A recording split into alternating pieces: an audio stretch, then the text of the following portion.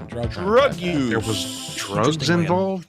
Now, remember when we heard the infographic show say that there was a needle mark in his arm? Mm-hmm. His elbow. Yeah.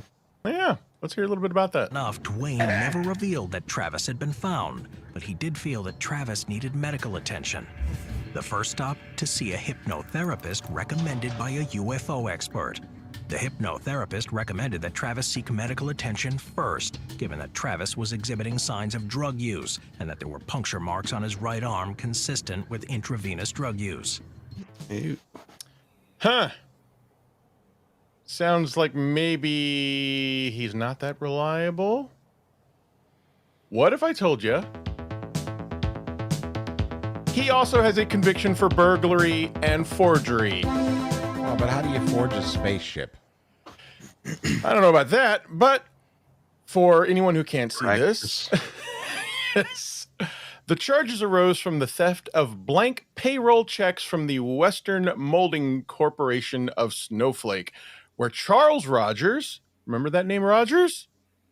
Mm-hmm. His boss's brother worked, and where Travis Walton had earlier been employed on a part-time basis. The stolen checks were filled in with a fictitious name. The signature of company president Robert W. Gonzalez was forged, and the checks were then cashed. On May 10th, 1971, after the two young men agreed to make restitution of the funds, Charles Rogers and Travis Walton were placed on a 2-year probation.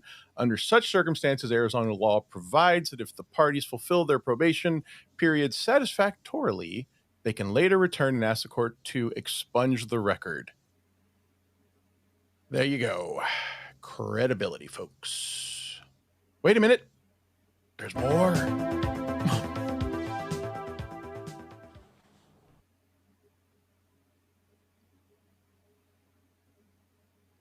That's correct, Dang Lizard.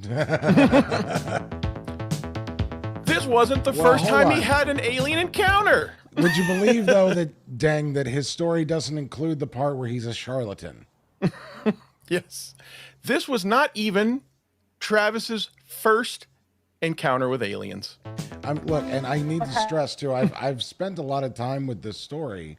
Like it was always captivating from the moment I saw the movie in the theater, and yet this is the first time I've ever heard or seen anything about Travis's, let's say, less than credible character. His